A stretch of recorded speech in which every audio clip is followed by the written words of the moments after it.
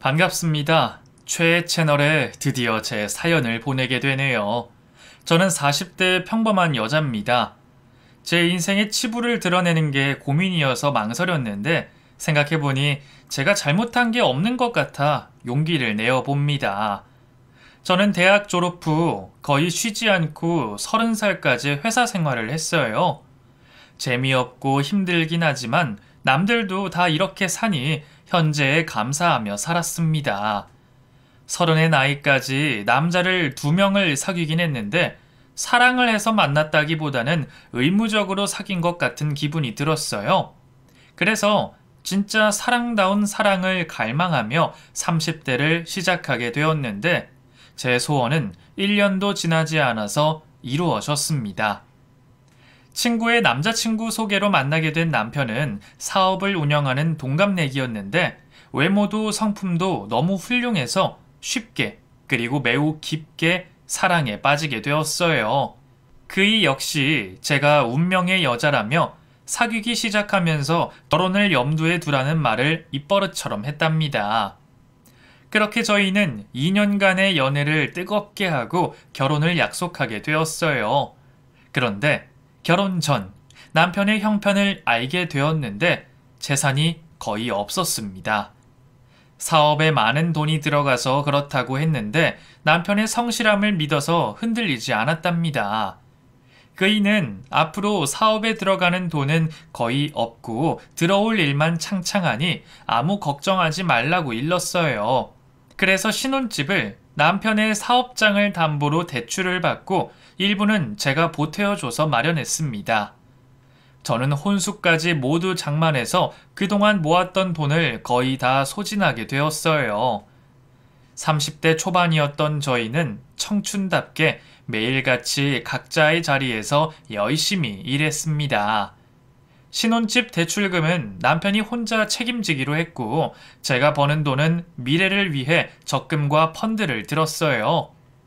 그이는 버거운 금액이지만 몇 달 동안 문제없이 원금 일부와 이자를 잘 갚아갔는데 6개월이 지나자 사업 자체가 어려워지면서 위기가 찾아왔답니다. 여보, 정말 미안한데 돈 좀 빌릴 수 있을까? 사업이 조금 어려워져서 말이야. 이런 말해서 진짜 미안해. 당신 사업 잘 되고 있는 거 아니었어? 일이 잘 되긴 했는데 그 거래처를 무리하게 늘렸더니 들어가는 돈이 많네. 몇 달 뒤면 다 돌려받을 수 있으니까 당신이 조금만 도와주면 안 될까? 많이 급한 상황이니까 도와줘야지. 알겠어. 적금 깨서 마련해 줄게. 정말? 고마워. 여보, 당신 덕에 급한 불은 끌 수 있겠어. 대신 3개월 뒤에 2배로 대갚아 줄게. 나 믿지? 부부끼리 돈을 갚고 말고가 어딨어. 당신 사업이 잘 되면 나도 덩달아 잘 되는 거잖아. 그러니까 돈 갚을 생각 말고 열심히 일해서 제대로 자리를 잡도록 해. 응, 알겠어. 나 진짜 최선을 다할 거야. 나한텐 책임질 당신이 있으니까 목숨 걸고 일할 거라고. 그래서 전 적금을 깨고 남편에게 사업 자금을 보태주었습니다. 한동안 일이 풀려서 빚도 제때 갚고 남편에게서 여윳돈까지 생겨서 걱정을 덜 수 있었어요. 하지만 그런 생활도 3개월이 지나니 끝나버렸습니다. 그이는 사업이 너무 어려워져서 부도 처리를 해야겠다고 하더군요. 여보, 아무래도 사업을 접어야 할 것 같아. 들어가는 돈만 많고 수익은 거의 없어. 내가 열심히 한다고 해결되는 게 아니네. 뭐야? 부도라고?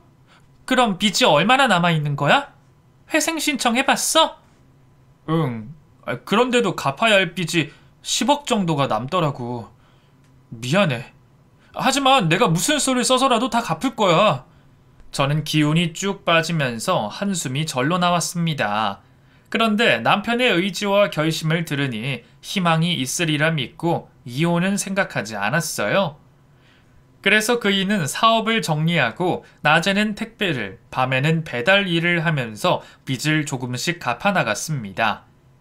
홀로 모든 빚을 갚겠다고 해서 두고만 보려고 했는데 10억과 이자를 다 갚으려면 평생 벌어도 안 될 것 같아 제가 도와주기로 했답니다.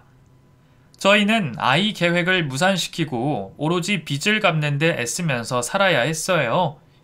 남편에게 화도 나고 결혼을 잘못한 것 같다는 생각이 하루에도 12번이 더 들었지만 사랑 하나만 믿고 끝까지 함께 하기로 마음먹었죠.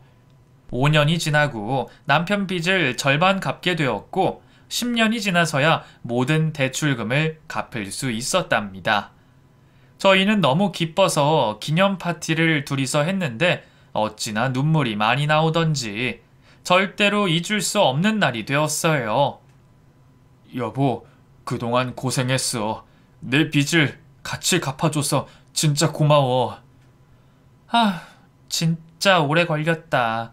10년 동안 나나 당신이나 빚에 허덕이면서 살아서 진짜 고생 많았지. 이젠 다시는 빚내서 사업할 생각은 꿈도 꾸지 마. 그럼 당연하지. 앞으로는 당신 힘들게 할 일은 절대 시작도 하지 않을 거야. 자, 한잔하자. 그런데 여보, 이제 우리도 여유가 생겼으니 아이를 가져야 하지 않겠어? 우리 나이 40대야. 조금만 더 지나면 임신이고 뭐고 물 건너간다고. 그래, 아이 갖도록 하자. 우리도 평범한 가정을 이뤄서 재밌게 살아보자고. 그래서 저희 부부는 매일 밤 아이를 갖기 위한 노력을 했어요. 마음처럼 임신이 쉽게 되진 않았지만 머지않아 좋은 소식이 올 거라 믿었죠. 이제야 남편과 모든 게 좋아져서 매일이 행복했는데 시어머니와 시누이가 기쁜 소식이 있다며 연락도 없이 저희 집을 찾아왔습니다. 세아가, 우리 딸이 드디어 결혼을 한다는구나. 네? 아가씨 결혼해요? 축하드려요. 고마워요, 언니. 제가 그동안 거르고 걸러서 의사 남편을 구했네요. 성형외과 전문의랑 결혼한다고요. 의사요? 우와, 정말 대단하시네요. 아가씨가 그런 남자와 결혼을 하다니. 우리 파티해야 하는 거 아닌가요? 제가 대단하긴 하죠. 그리고 축하할 일은 또 있어요. 저 임신했어요. 벌써 4개월 차라고요. 어머, 그래서 배가 살짝 나왔구나. 축하드려요. 결혼에 아기까지. 이제 잘 사시는 일만 남았네요. 저는 시누이에게 축하의 말을 연신하며 과일과 커피를 내왔습니다. 그러자 시어머니가 커피 한 모금을 마시더니 예상치 못한 말을 꺼내더군요. 세아가, 아무래도 너랑 아범이 얘 결혼자금 좀 보태줘야겠다. 너도 알다시피 의사 사모님이 되려면 큰 돈이 들어가는 건 알지? 개인 병원 하나 차려주는 조건으로 결혼을 하는 거라 돈이 많이 필요하다. 그러니까 너희가 한 1억만 보태거라. 시어머니는 부탁이 아닌 명령조로 말씀하셨습니다. 저는 1억이라는 금액을 듣고 너무 기가 막혀서 헛웃음이 절로 나왔어요. 어머님, 저랑 그이 10년 동안 빚만 갚으면서 살았어요. 그런데 1억을 달라뇨? 그런 큰 돈은 가지고 있지도 않고 다시 대출을 받을 일은 더더욱 없습니다. 저는 축의금을 드리는 것 말고는 아무것도 해드릴 수 없습니다. 새언니 너무 인색하시다. 제가 남이에요? 그깟 1억 보태주는 게 아까워서 이렇게 정색하시는 거예요? 내가 나중에 의사 사모님 되면 다 갚아줄 테니까 투자한다 생각하고 보태주세요. 아가씨, 말도 안 되는 소리 하지 마세요. 그동안 제 남편한테 용돈 탔쓴 거 알고 있는데 그것만 해도 제가 많이 참았습니다.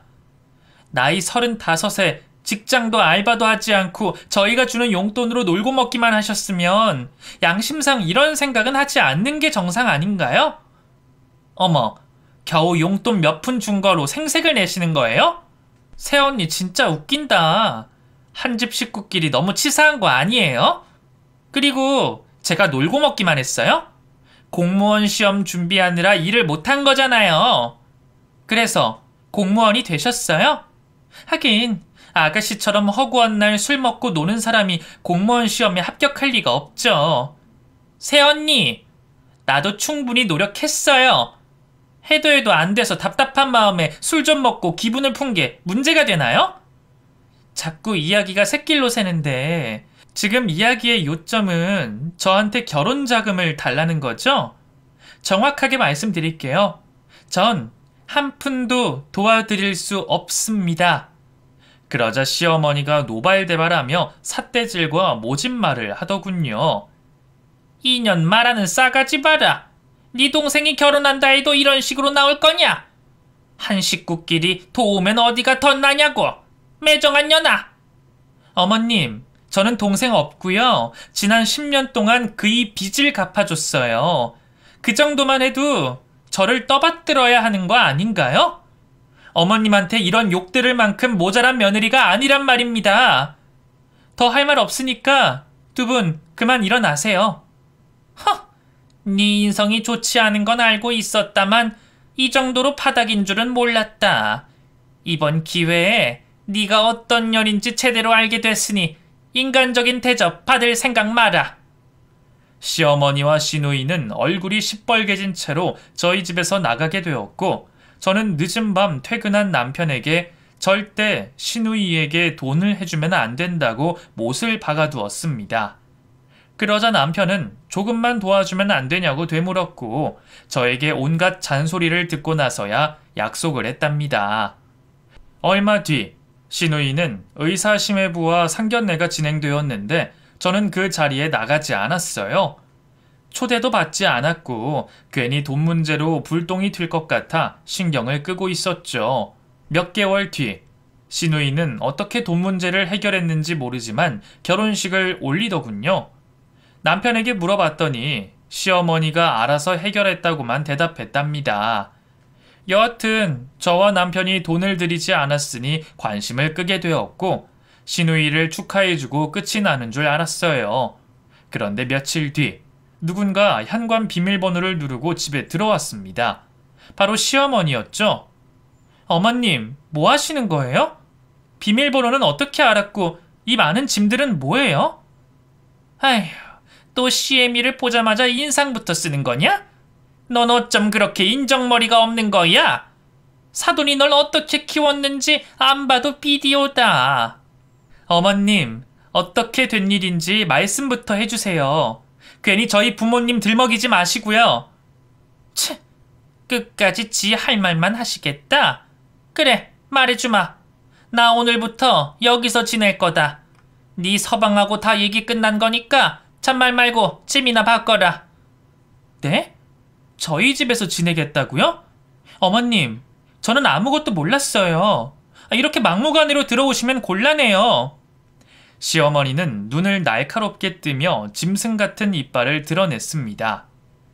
너희가 내 딸 결혼에 자금 한 푼 보태주지 않아서 이렇게 된 거야. 내가 전 재산하고 집까지 팔아서 사위 병원 차려줬다고. 이제 빈털터리 노인네란 말이야. 오갈 데 없으니까 내쫓을 생각 말고 가만히 있어라. 그래서 저는 울며 겨자 먹기로 억지로 참아가며 시어머니를 작은 방으로 모셨습니다. 그리고 늦은 밤 퇴근하고 돌아온 남편을 붙잡고 신세한탄을 했어요.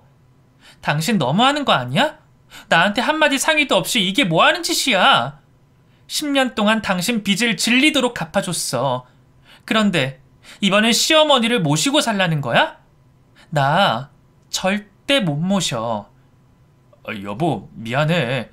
그런데 나도 어쩔 도리가 없어서 엄마를 집으로 오시라고 한 거야. 땡전 한 푼 없다고 하시면서 앓는 소리를 하시는데 아들인 내가 어떻게 할 수 있겠냐고. 조만간 월세 보증금 마련되면 바로 내보내도록 할 테니까 조금만 참아줘. 그럼 앞으로 어머님 월세까지 우리가 책임져야 하는 거야? 도대체 끝이 어딘 거야? 지겨워 죽겠다고. 당신한테 면목이 없어. 그런데 그 월세는 내 동생이 알아서 해줄 거야. 그 의사 사모님인데 그 정도도 못 해주겠어? 당신이 한두 달만 참아줘. 내가 어떻게 해서든 월세 보증금 마련할 테니까. 그이는 사정하면서 저를 타이르고 설득해서 어쩔 수 없이 시어머니와 동거를 시작하게 되었습니다. 시어머니는 며칠 동안 맞벌이하는 저희 부부에게 아침 저녁을 손수 차려주시고 집안일까지 봐주셨답니다. 그래도 양심이 있는 분이구나 생각하고 지내는데 일주일이 지나고 퇴근하고 집에 들어왔는데 기막힌 광경을 보게 되었습니다. 어머님, 왜 안방에 계세요? 설마 여기서 지내시려고요?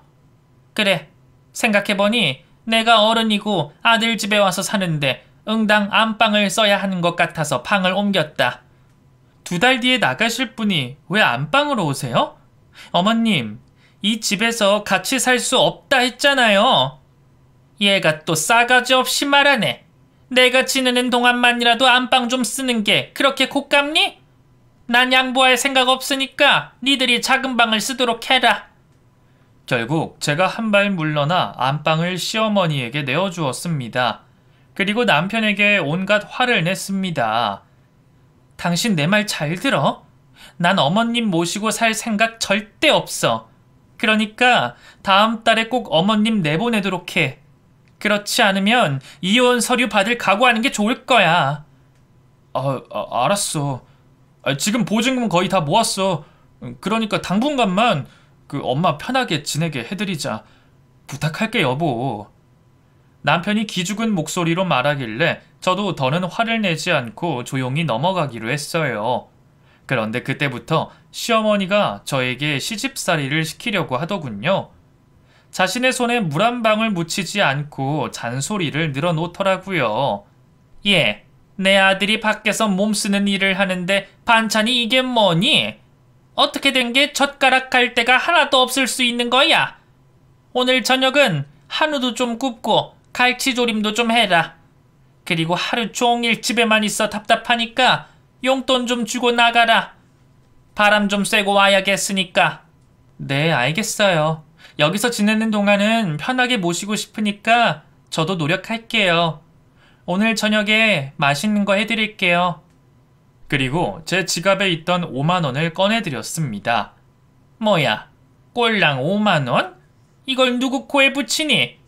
이왕 줄 거면 짝수로 맞춰주거라. 5만 원짜리 한 장 더 꺼내. 네, 그러죠. 그럼 바람 잘 쐬고 오세요. 저희는 이만 출근할게요.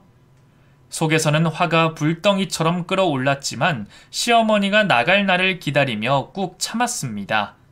한 달 뒤 남편에게 보증금이 다 모였느냐고 물었더니 다른 대답을 하더군요. 어머님 이제 내보내줘. 나도 참을 만큼 참았어. 여보, 어떡하지? 지숙이가 지 남편 병원에 장비 하나를 마련해야 한다고 나한테 돈을 빌려갔어. 뭐야? 아가씨가 돈을 달랬다고 바로 준 거야? 나한테 말 한마디도 하지 않고? 당신 정말 왜 그래? 나 속 터져서 죽는 꼴 보고 싶어? 미안해. 그런데 지숙이 남편 병원이 제대로 자리 잡으면 한몫 내어준다고 했어. 당신은 그 말을 믿어? 순진한 거야, 어리석은 거야. 아가씨한테 평생 당해놓고 그런 기대를 왜 하는 거냐고. 안 되겠어. 어머님 보증금 내가 줄 테니까 당장 말씀드려서 원룸으로 보내드리자. 나 계속 이렇게 살다간 혈압 올라서 죽을 것 같아. 알았어. 저녁 먹으면서 말씀드릴게. 여보, 다시 한번 사과할게. 미안해. 됐으니까 빨리 말씀드려. 그래서 저희는 식탁 앞에 앉아 시어머니께 나가달라고 말씀드렸어요. 남편이 버벅거리며 제대로 말을 못해서 제가 대신 말했죠. 어머님, 이제 그만 나가주세요. 제가 원룸 얻어드릴 테니까 거기서 지내세요. 월세는 아가씨한테 내달라고 하시면 됩니다. 뭐야? 너 지금 이 시애미를 좁아터진 원룸으로 보내겠다는 거냐? 왜 이러세요? 처음 저희 집에 오실 때 그렇게 하기로 하셨잖아요. 그리고 요즘 원룸은 없는 게 없어서 혼자 지내시는데 어려움이 없을 겁니다. 따로 살 것 없이 몸만 들어가면 된다고요. 나더러 남이 쓰던 가구를 쓰라는 거냐? 나 참 어이가 없어서. 내가 전에 원룸에서 살겠다고 한 건 그냥 빈말이었다. 이렇게 나를 내쫓을 거라고는 상상도 못했다. 어머님, 아무리 그래봐야 저는 어머님을 모시고 살 수 없습니다. 전 재산을 갖다 준 아가씨 집으로 들어가 사시든지 원룸에 사시든지 선택하세요. 저는 끝까지 양보하지 못하겠다고 확실하게 전해드렸습니다. 그러자 시어머니는 원룸에는 죽어도 못 들어간다며 시누이에게 말해서 신혼집으로 들어가 살겠다고 하더라고요. 저는 어디서 살든 상관없으니 빨리 저희 집에서만 나가달라고 말했습니다. 그런데 시누이가 조금의 시간만 달라며 기다리라고 하더군요. 결국 시어머니는 당분간 또 저희 집에서 지내게 되었어요.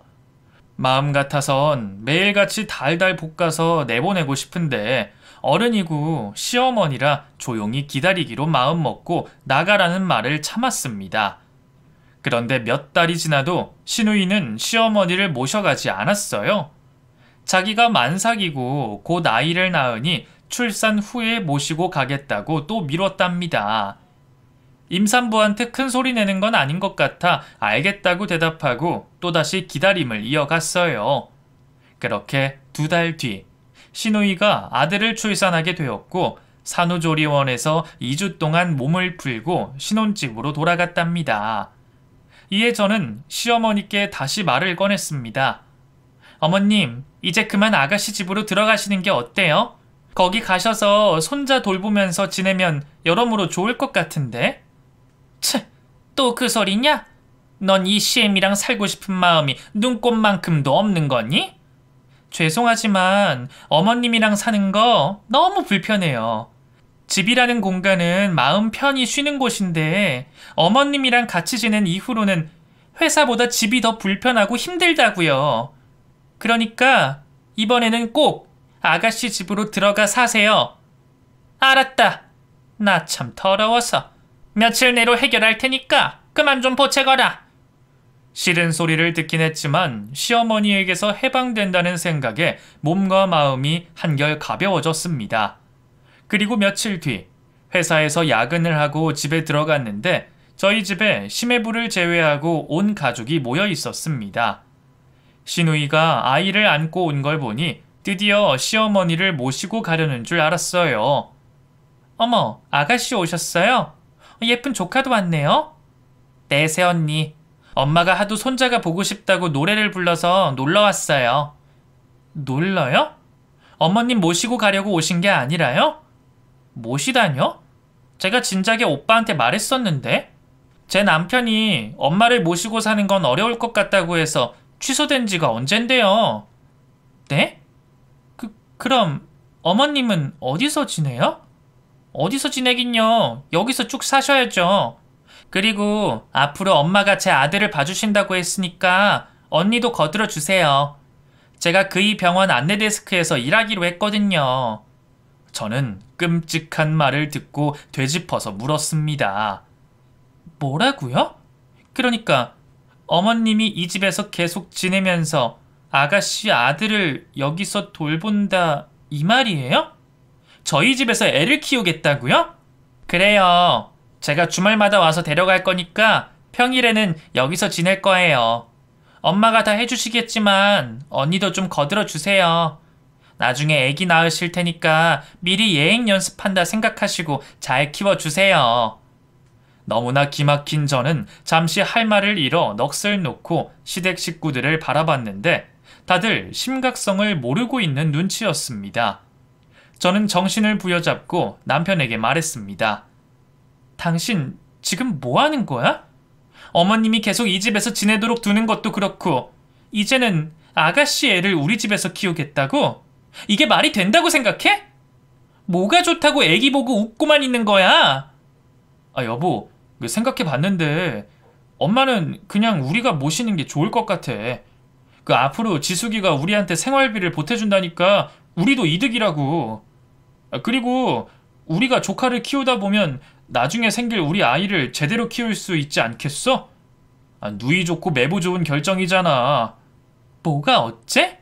당신 나 미치는 꼴 보고 싶어서 이러는 거야? 다 집어치워! 이 집에서 아가씨 애를 키운다는 말도 안 되는 소리도 집어치우고 오늘부로 시어머니 내보내란 말이야! 그러자 남편은 인상을 찌푸리며 저에게 화를 내기 시작했습니다. 아이 진짜! 당신 너무하는 거 아니야? 그동안 당신한테 맞춰주려고 참고 참았는데 오늘은 나도 할 말은 해야겠어. 우리 엄마가 오갈 데가 없어서 어쩔 수 없이 모시자고 하는 건데 어떻게 맨날 내보낼 생각만 하냐? 넌 피도 눈물도 없어? 만약 장모님이 같은 상황이었으면 난 두말하지 않고 모셨을 거라고. 난 무조건 엄마를 우리 집에 모실 거고 조카도 우리 집에서 키우도록 할 거야. 그러니까 당신이 한 발 물러나. 뭐가 어째? 내 말은 깡그리 무시하고 마음대로 하시겠다? 그래, 나도 당신 잔소리 더는 못 듣겠어. 며느리가 돼서 그렇게 모질게 굴면 기분이 좋아?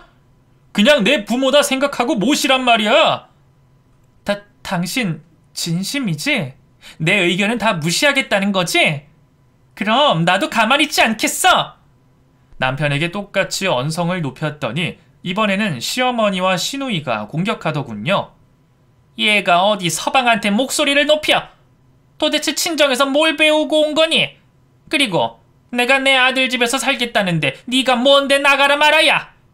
그렇게 나랑 살기 싫으면 네가 이 집에서 나가면 되겠네.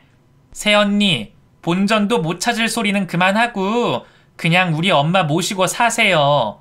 그리고 내 아들도 키워주시고요. 우리 평화롭게 지내요. 좋은 게 좋은 거라고 계속 말싸움만 해서 뭐합니까? 엄마 말대로 이 집에서 쫓겨나기 싫으면 조용히 사시라고요. 내 말 알아들었어요? 세 사람의 의견을 모두 듣고 나자 저는 한 가지 결심을 했습니다. 그리고 그 결심을 곧바로 실행하기로 했답니다. 좋아요. 세 분과 제 생각이 너무 다르니 오늘 종지부를 찍어야겠네요. 여기서 잠시만 기다려주세요. 저는 방으로 들어가 서랍을 열고 등본을 가지고 나왔습니다. 그리고 남편에게 내밀며 결심을 전했습니다. 자, 내 말을 다 무시하고 막무가내로 나오니 이 방법밖에 답이 없는 것 같다. 이 집주인인 내 마음대로 결정해야겠어. 당신과 어머님 다 나가!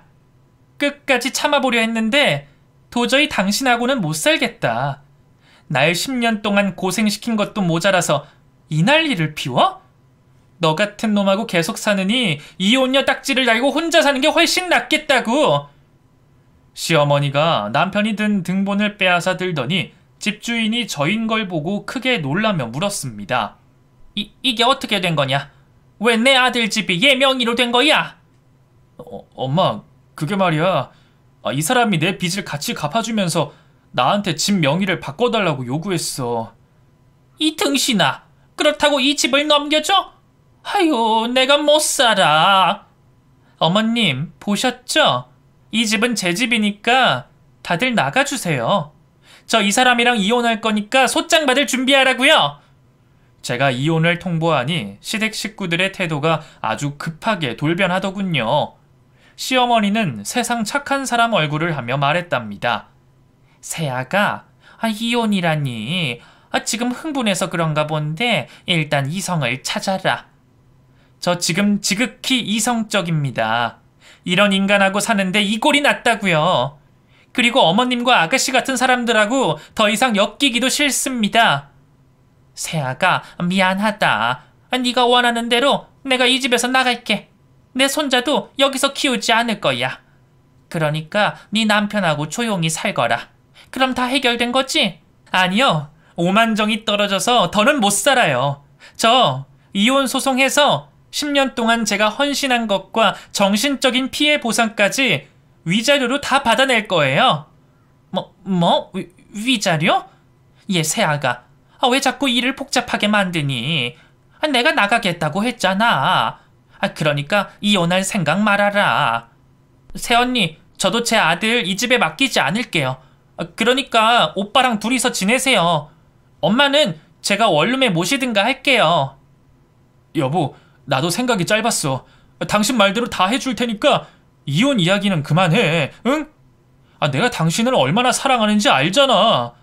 아까는 나도 모르게 북받쳐 올라서 괜히 화가 난 거야. 그렇게 세 사람은 집주인인 저에게 꼬리를 내리고 잘못했다고 말하더군요. 하지만 저는 앞으로 남편과 살면서 계속 문제가 닥칠 것 같아서 이혼할 마음을 굽히지 않았습니다. 아니, 난 오늘 집에 와서 뼈저리게 느꼈어. 당신과 이혼을 해야겠다고 말이야. 그동안 애정과 의리가 있어서 참아온 내가 바보 같고 어리석었다는 걸 알았어. 난 무조건 이혼할 거야. 소송으로 가서 내가 정당하게 받아야 할 위자료 다 받을 테니까 그런 줄 알아. 여보, 한 번만 용서해줘. 그리고 내가 돈이 어딨다고 위자료를 주겠어. 우리 이번 기회를 빌미로 더 돈독한 부부가 될 수 있을 거야. 돈독한 부부? 인간아, 너한테 느끼는 신뢰는 이미 바닥을 뚫고 지하로 들어갔어. 내가 널 얼마나 더 믿고 얼마나 더 이해하면서 살아야 하는데? 당신하고 더 살았다간 화병으로 죽을 것 같으니까 당장 나가. 어머님도 아가씨도 당장 나가세요.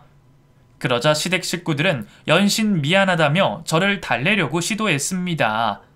아무리 나가라고 해봐도 꿈쩍도 하지 않아 화가 풀린 척 연기를 했어요. 알겠어요.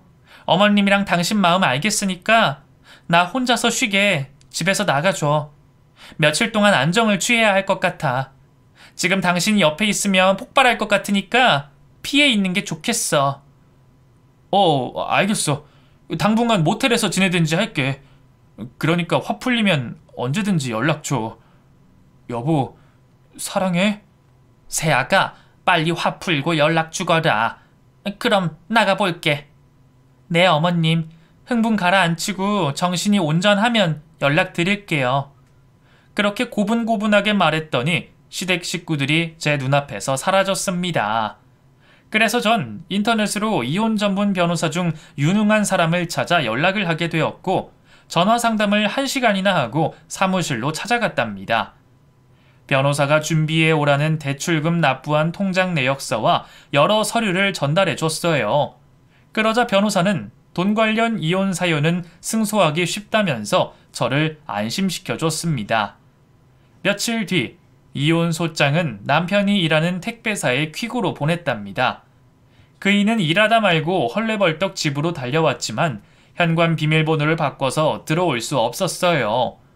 전화도 수신 거부해서 답답하게 만들었죠. 그랬더니 문자로 용서해달라고 사정하는 메시지가 100통이 넘게 왔는데 조금도 흔들리지 않았답니다. 시어머니 역시 집 앞에 찾아와 저를 애타게 불렀지만 절대 문을 열어주지 않고 아무런 응답도 하지 않았어요. 제가 속이 터진 것만큼은 아니지만 두 사람도 똥줄 한번 타보라고 제대로 응징해줬죠. 그렇게 4주 뒤 법정에서 저를 만나게 된 남편은 지금이라도 용서하고 다시 시작하자면서 애원했답니다. 여보, 나한테 이만한 돈이 어딨어. 당신이 요구한 위자료는 턱없이 크다고. 돈 때문에 이혼하기 싫은 거지? 하긴 당신이 그만한 돈이 어딨겠어? 그걸 알면 제발 여기서 그만하자. 충분히 다시 시작할 수 있으니까 멈춰달라고. 내가 미쳤니? 너 같은 머저리하고 계속 같이 살게? 내 살만 갉아먹는 인간이랑은 절대 못 살아. 그이는 사람이 득실한 법정 앞에서 무릎까지 꿇으며 빌었는데 절대 봐주지 않았습니다. 저랑 헤어지는 게 싫은 게 아니라 많은 위자료를 물어줄 것 같으니 쇼를 하는 거니까요. 여하튼 저희 재판 차례가 와서 변호사와 들어갔습니다. 그리고 매우 수월하게 제가 청구한 위자료를 받는 것으로 이혼이 성립돼서 남편이라는 놈과 남남이 됐어요. 그 순간 얼마나 속이 후련하던지 막혀있던 혈관이 모두 뚫리는 것 같았답니다. 전 남편은 울상으로 어딘지 모를 곳으로 돌아가게 되었고 저는 안락한 집으로 돌아갔습니다. 며칠 뒤 전 남편에게서 위자료가 모두 들어왔는데 2금융과 3금융 그리고 사채까지 썼다고 하네요. 앞으로 몇 년이 걸릴지는 모르지만 갚으려면 꽤나 고생해야 했답니다. 저는 모두 다 잊고 돌싱으로 새 출발을 하려는데 며칠 지나지 않아 시어머니가 찾아왔습니다. 퇴근하고 아파트 단지에 들어서는데 제 앞을 가로막더라고요. 이제 어머님하고 저는 남남이에요. 이렇게 찾아오시면 곤란합니다. 아가, 내가 1000번만번 잘못했다. 나 때문에 너희 부부가 이혼하게 된 거 잘 안다. 이 시애미가 빌 테니 제발 다시 내 아들과 합치면 안 되겠니? 네, 안 돼요. 그이랑 어머님과 다시 엮이느니 접신물에 코 박고 죽는 편이 낫다고요. 저한테 백날 사정해봤자 통하지 않으니까 그만 돌아가세요. 그럼 나라도 며칠 너희 집에서 머물면 안 되겠니? 내가 갈 곳이 없어서 말이야. 참, 아직도 아가씨 집에 못 들어갔어요? 그 잘난 사위한테 드린 돈이 얼만데 눈치를 보고 계세요? 저한테 했던 것처럼 막무가내로 들어가서 살면 되잖아요. 왜? 의사 사위한테는 체면이라도 차리고 싶은 거예요? 그러자 시어머니 입에서 나오는 말은 가히 충격적이었습니다. 그게 2주 정도 같이 살았었어. 사위가 내 상황을 알고 불쌍해서 집으로 데려갔지. 그런데 얼마 전에 우리 손자가 자기를 닮지 않는 것 같다면서 유전자 검사를 했더구나. 설마 아가씨 애가 심해보의 아들이 아닌 거예요? 아휴, 그렇다는구나. 네 시누이가 술 먹고 돌아다니는 걸 좋아했잖니. 그러면서 만난 남자가 여럿이었던 모양이야.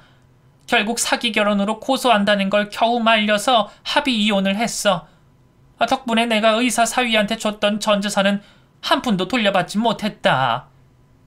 아가씨는 정말이지 가지가지 하시네요. 그 나이 먹도록 왜 그렇게 철이 안 드는지. 그래서 아가씨는 혼자 아기를 키우는 거예요? 그래, 돈도 없고 갈 데가 없어서 싱글맘 주거지로 들어갔다. 같은 처지에 여자들과 같이 산다고 하더구나. 그렇게 걔는 지낼 곳이라도 있지. 나는 아예 집이 없다. 당장 오늘 밤에 찰 곳이 없다고. 그렇다고 저를 찾아오면 어떡해요. 어머님의 잘난 효자한테 찾아가시지 않고요. 내 아들은 지금 택배 사무실 쪽방에서 지내고 있어. 알다시피 너한테 위자료를 주려고 온갖 빚을 진 상태라 월급은 계속 차압당해서 한 푼 없는 신세나 똑같다고. 세아가, 내가 이렇게 부탁 좀 하마. 내 아들이랑 합치라는 말을 하지 않을 테니 날 며칠 동안 채워주고 먹여주면 안 되겠니? 도저히 갈 곳이 없어서 지푸라기라도 잡을 심정으로 널 찾아온 거야. 갈 곳이 왜 없어요? 노숙자 쉼터나 갈 곳 없는 노인들 쉼터도 있잖아요. 응? 내가 그런 데서 어떻게 지내니? 난 평생 더블 침대에서 혼자 잤다고. 맨바닥에서는 잠을 못 자. 아직도 현실을 직시하지 못한 시어머니는 제 집 안방 더블 침대에서 지내고 싶어 하셨습니다. 정말이지 구제불능한 인간이죠. 여하튼 저는 절대 받아주지 않겠다고 전하며 홀로 집 안으로 들어갔습니다. 그런데 시어머니는 포기하지 않고 현관문 앞에서 계속 저를 부르며 애원하고 사정했답니다. 이에 옆집에서 항의하러 오는 바람에 제 상황이 난처해져서 경찰을 불러 시어머니를 겨우 쫓아낼 수 있었어요. 그리고 경찰관들이 사건을 해결했다고 전화를 줬는데 시어머니를 노숙자 쉼터에 보내줬다고 하더라고요. 그 말을 듣자 유쾌, 통쾌, 상쾌함을 느끼며 혼자 깔깔거리며 웃었답니다. 그렇게 몇 달이 지나도록 무탈하게 잘 지내고 있는데 누군가 초인종을 눌렀습니다. 제가 주문한 택배가 도착했는데 문 앞에 두고 가면 도난이 많다며 잠시 문을 열어달라고 하더라고요. 저는 고가의 노트북을 주문한 터라 현관문을 열었습니다. 그런데 택배 기사의 얼굴을 보자마자 경악하고 말았습니다. 뭐야, 당신이었어? 목소리를 바꿔서 문을 열게 한 거야? 참, 웃기는 놈이네. 택배 이리 주고 나가! 여보, 안 본 사이에 더 예뻐졌네? 잠깐 들어가면 안 될까? 잠깐 할 말이 있어. 꺼져. 돈 얘기할 거 뻔한데 내가 뭐하러 들어줘야 해? 당장 나가지 않으면 경찰에 신고할 거야. 신고해. 차라리 무슨 죄라도 저질러서 감옥에 가는 게 낫겠어. 나 앞으로 5년은 월급을 차압당할 거야. 그리고 사무실 창고에서 곰팡이 냄새 맡으면서 먹고 자야 한다고. 이렇게 사느니 당신이 날 감옥에 보내주라. 그이는 제 집을 마음대로 들어오더니 물부터 한 잔 들이키더군요. 정말 어이가 없었습니다. 할 말 해봐. 보나마나 뻔하겠지만 내가 들어줘야 나갈 거라면 빨리 짓거리고 꺼져. 여보, 진짜 나한테 정이 뚝 떨어졌구나. 하긴 내가 그렇게 고생시키고 힘들게 했으니 그럴만도 하지. 하지만 여보, 내가 당신을 사랑하는 마음은 그대로야. 매일 당신 생각에 잠을 이루지 못한다고. 헛소리 하지 마. 돈 갚을 생각에 눈앞이 캄캄한 인간이 사랑 타령할 셈이야? 빨리 본론만 말하고 사라져. 알겠어. 여보, 나 돈 좀 빌려줘. 내 월급은 죄다 차압을 당해서 월세 보증금을 만들지도 못해. 당신이 500만 원만 빌려주면 조용히 떠날게. 500만 원? 에휴, 이 한심한 인간아. 넌 어떻게 평생 돈만 구걸하니? 나랑 결혼한 뒤부터 쭉 손만 벌리면서 살아온 것도 모자라서 이혼한 뒤에도 추접스럽게 나와야겠어? 나한테 안 쪽팔리니? 당연히 부끄럽지. 그런데 잠잘 곳이라도 편하면 좋겠다 싶어서 찾아온 거야. 나 지금 창고에서 살다 보니까 잔병도 많이 생겼어. 습진에 비염, 또 아토피까지 생겼다니까? 이러다간 얼마 못 살 것 같다고. 걱정하지 마. 그럼 돈 빌려주는 거야? 아니, 창고에서 사는 거 걱정하지 말라고. 창고에서 지낸다고 사람이 죽지는 않아. 여보, 진짜 너무해. 등신 같은 놈. 차라리 감옥에 가는 게 낫다는 소리를 하니 내 속이 너무 시원하다. 그러게 마누라 말 잘 들었으면 이렇게 되지 않았잖아. 나도 알아. 절실하게 깨닫고 반성하고 있다고. 여하튼 나는 500원도 주지 않을 거니까 그만 가봐. 안 나가면 바로 경찰 부를 거야. 알겠어. 나가면 되잖아. 내가 해준 위자료로 잘 먹고 살아봐. 말은 바로 해야지. 내가 갚아준 당신 빚이랑 정신적 피해 보상금이야. 정당하게 받아야 할 위자료였다고. 넌 나 아니었으면 진작에 시궁창에 처박혔을 거야. 아직 그걸 모르고 있으니까 고생 좀 더 해봐. 그러자 전 남편은 고개를 푹 숙이고 나가버렸습니다. 그게 마지막으로 전 남편을 본 날이었답니다. 이렇게 저를 괴롭게 하던 시댁 식구들은 파탄이 난 채로 각자 초라하게 살고 있어요.